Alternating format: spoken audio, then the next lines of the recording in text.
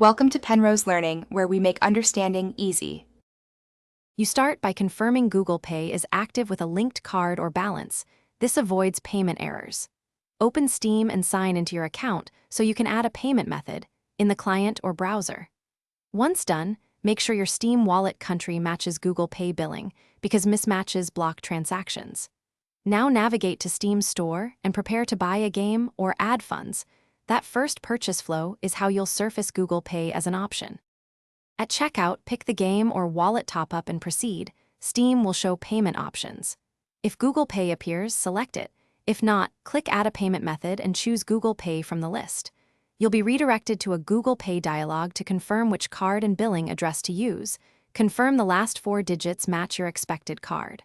Once authorized, Steam returns to confirm payment. Keep an eye on the confirmation number and receipt for your records.